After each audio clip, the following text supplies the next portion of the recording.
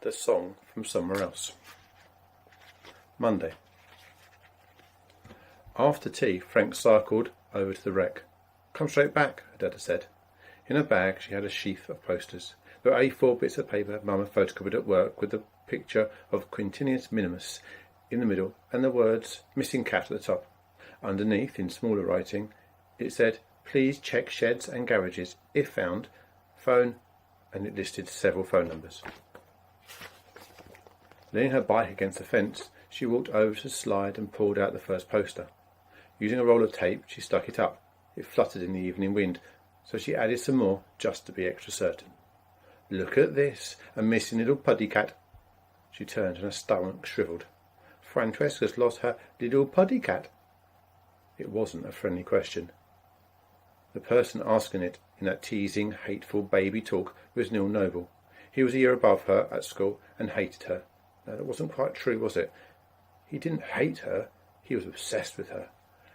He sought her out, found her in the playground, stumbled across her at lunchtime, followed her as she walked home from school, and she didn't know why.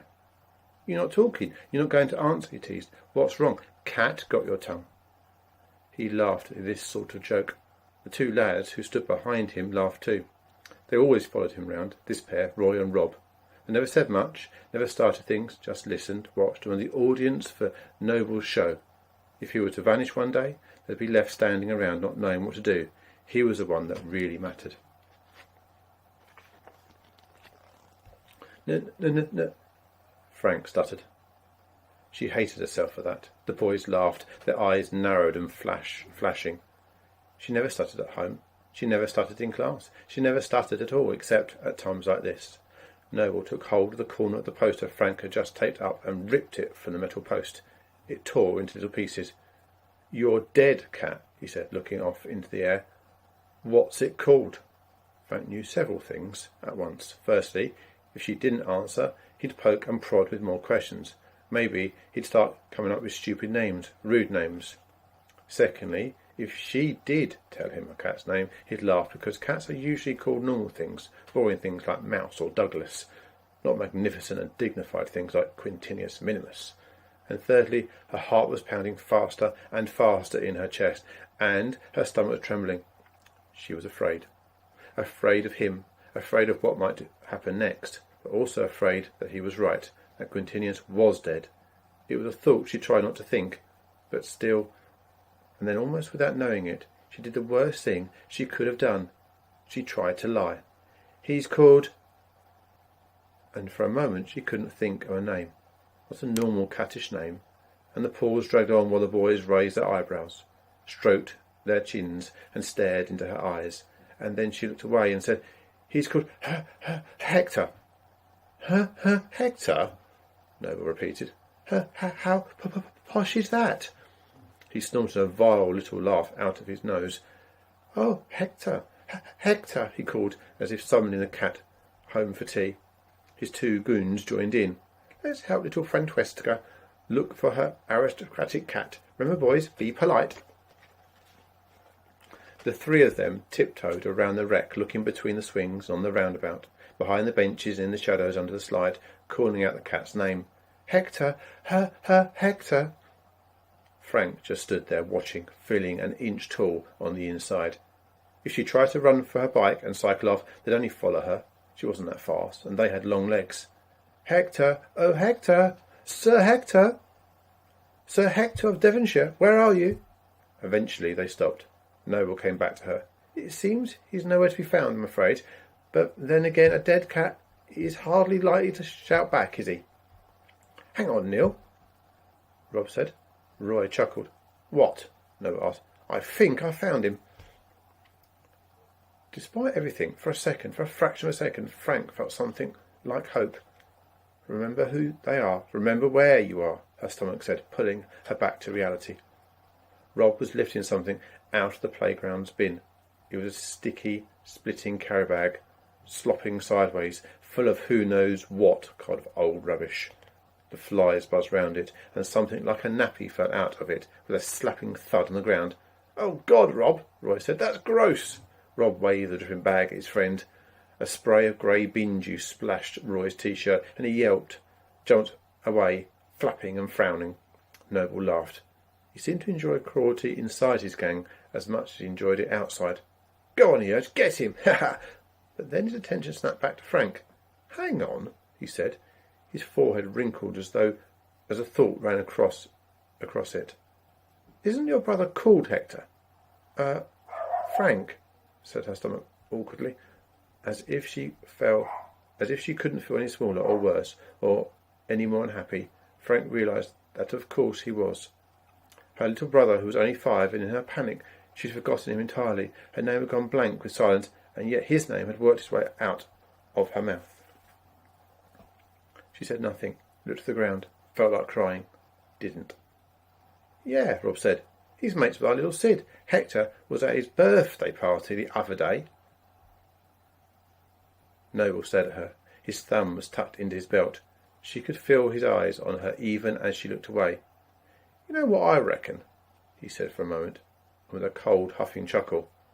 "I reckon she's been lying to us. I reckon there's no cat called Hector, and never was. She made it up. Have you been lying to us, Francesca? Lying to your friends?" Frank said nothing. She had turned to Clay. The boys goaded. She felt sick. They went on.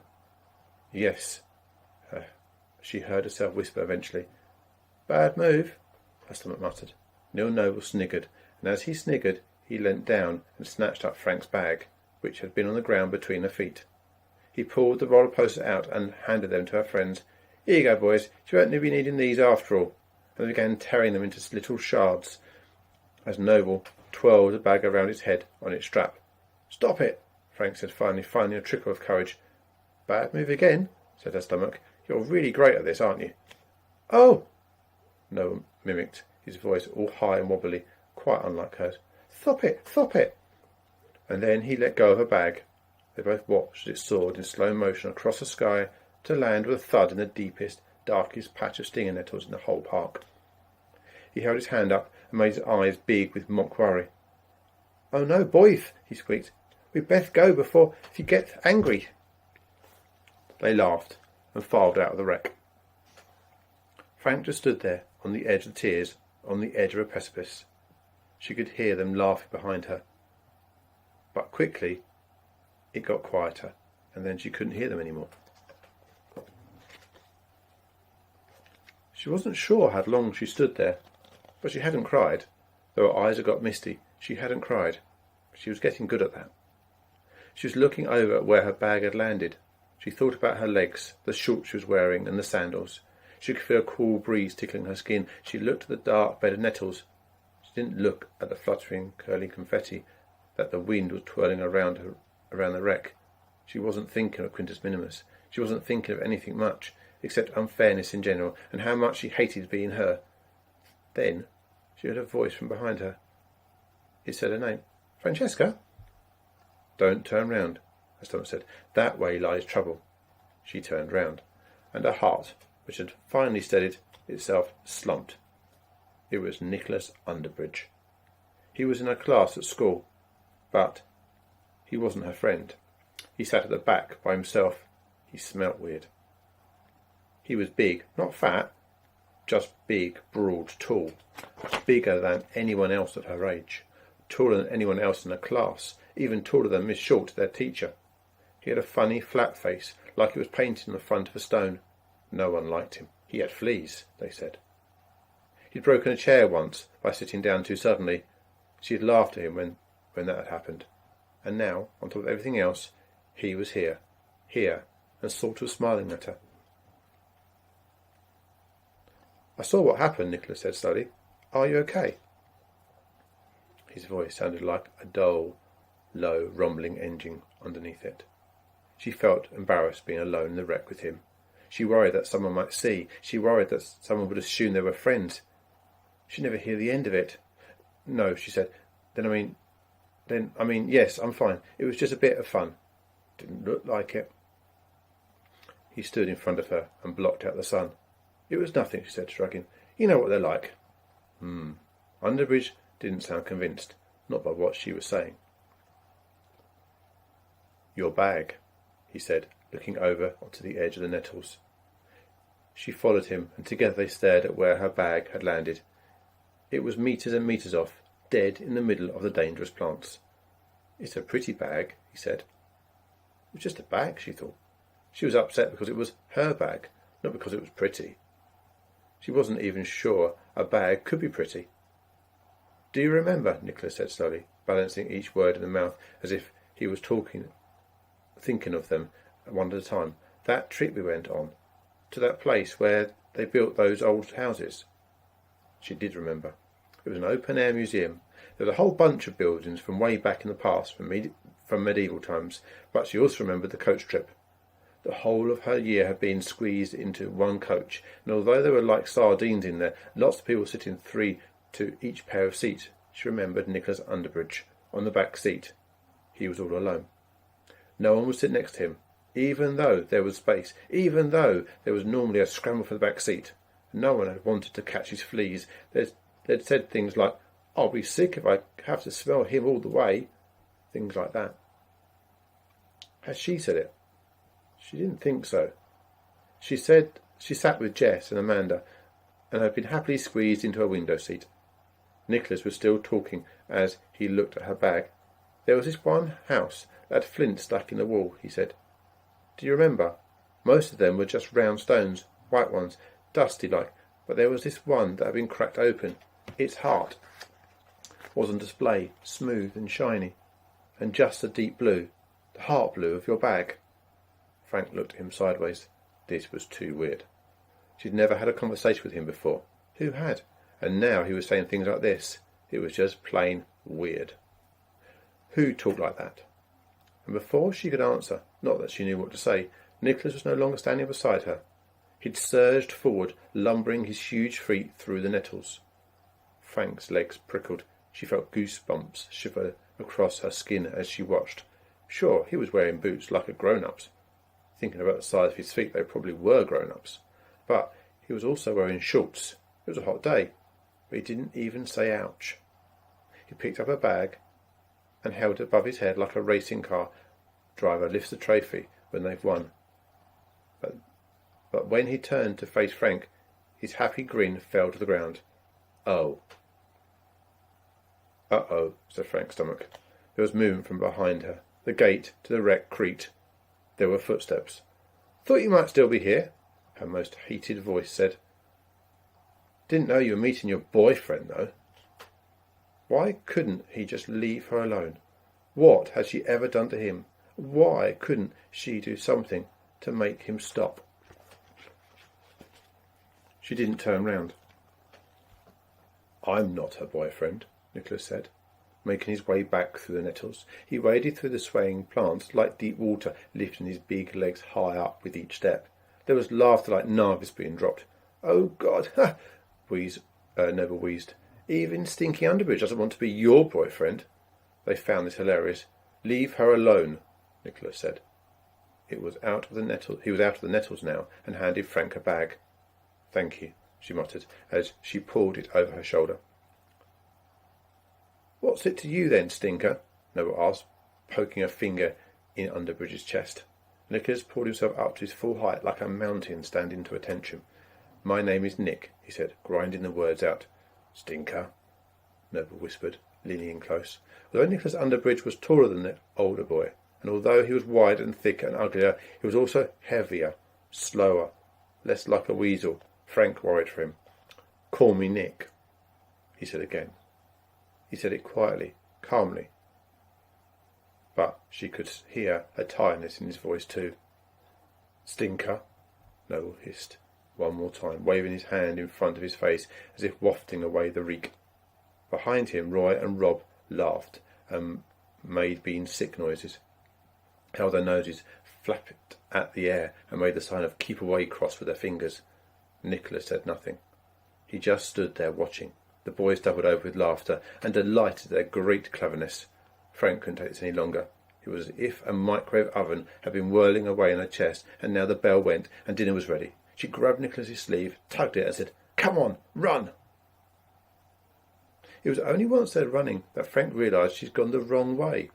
The park had 2 entrances, one which led to her estate she lived on, and one that didn't. And because of where the boys had been, and because of the direction Nick had headed in, and because her legs had started running without her asking her brain, and because it was closest, she dashed towards the wrong one.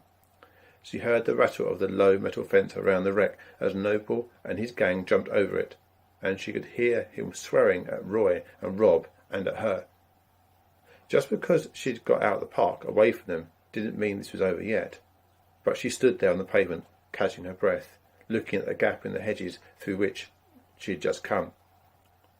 It was back through the gap and across the park that her home lay. It was a long way to go round, all through the twisty back streets. She wasn't even sure she knew the route. She'd always crossed the park before. "Francesca," Nick said, standing next to her. "Are you all right?" "No, not really," she said. "I think they're coming," he said. "But," she said, not knowing how the sentence was going to end. Nick looked at her from his great height and, with a shy smile, said, "Come on, quick, this way." And he was off, running. He wasn't a fast runner, and she found it easy to keep up. They could hear their pursuers behind them. Frank knew, from experience though, they weren't the sort of pursuers who actually wanted to catch their prey. It wasn't like on the telly, where the lions or the cheetahs chased the antelope until they got their claws in, get their teeth in, get a grip and pull the poor thing down to dinner. Noble wasn't like that. He was a lion that lolloped around the antelope, calling it names until the antelope started to cry. Only then would he be happy. It was as if he fed on frustration and tears, like a vicious nightmare hummingbird. "You're muddling your metaphors again," said her stomach. Things were being shouted from behind. "Francesca's got a boyfriend," and "Look at Sweaty Stinker run," and other things. They were making animal noises and singing insults she either did not or tried not to understand. Her heart was thumping. Her lungs were tearing inside her chest. Even though they weren't running fast, her legs felt as if they were catching fire on the inside. There was a sharp ache in her sides. "Here," said Nicholas, steady beside her, pointing down a road on the right. They were opposite their school. She walked this way every day during term time, but didn't ever come up these side streets. They were dark with trees and long shadows, and the houses seemed closer together than they were where she lived. Everyone parked in the street. "Just up here," he said, pointing ahead and to the left. "What is it?" she wheezed. "Home," he said. Oh God, she thought. If anyone knew that she'd gone to Nicholas Umbridge's house, no one would ever talk to her again. It was bad enough being rescued by him, bad enough being rescued. It was bad enough being rescued by him, bad enough having to rescue him. But if he thought this meant they were friends or something, she'd never live it down. There was a puddle in the playground called the Bridgie Puddle, named after him. Kids would try to push each other in. If they got the water from the puddle on you, if it splashed you, or if you fell into it, if you stood in it by accident, everyone would hold their nose and wave the smell away. It was toxic. It was like playing it or tag, but with a worse mark. It was much harder to get rid of. The thing about that puddle was that even if it hadn't rained, everyone knew where it was, knew that shallow dip in the tarmac. Even when it was bone dry, you still kept clear of it. You just knew. And now she was running straight to the Bridgie house. They bundled into the front yard, a scrubby patch of mud and dandelions just ahead of Noble and his cronies. Nicholas lifted the knock on the door and knocked. He rang the doorbell too. "I haven't got a key," he said, looking at Frank apologetically. Her legs wobbled under her, and she felt the wall with her hand to hold herself steady. The footsteps behind them stopped and were replaced with giggling. "What's wrong?" teased Noble in his baby voice. "Little Stinker not allowed a key, then? Poor Francesca's left out all in the cold, with that big, fat, B.O. boy friend. Oh, boo-hoo!" She felt sick. "Go away!" she shouted. "Go away!" they repeated. "Leave me alone!" she said. "Leave me alone!" they repeated. "Stop it!" she said. "Stop it!" they repeated. They weren't stepping on the Umbridge's land. They were staying on the pavement, and she knew, again from experience, that they would stay there for as long as they liked. It's a free country, they'd say. You can stand on pavements, they'd say. They're public footpaths, they'd say. They'd say a whole lot of other stuff. No one was opening the door. "I don't think Dad's home," Nicholas said. And as he said it, another voice broke into the scene. "All right, Nick," a man called from across the street. "I'm back now." Frank looked. The man crossed the road and, waving a bottle of milk in his hand, looked like a perfectly normal grown-up. He had a leather jacket and thinning hair and glasses. You brought some friends home? Do they need feeding? I think there's some spag bowl left, isn't there? In that infuriatingly dumb, stupid, blinkered, hopeless way adults have, he didn't see what was going on. Noble and his goons had shut up when they'd heard him, and they were just leaning against the wall, grinning like idiots. "Excuse me, boys," Mr. Umbridge said as he squeezed past them. No matter what you say, Frank had found, not that she'd ever said much, adults always came back with, "They're just playing about," or "Ignore them, they'll go away," or "Boys were boys," or "Don't be so silly, Frank." "Can Francesca come in, Dad?" Nicholas said. "Yeah, of course she can," his dad said as he pulled a bunch of keys from his pocket. "What about your other pals?" He gestured over his shoulder with the milk. "They're not with us," said Nicholas slowly. "They're just going."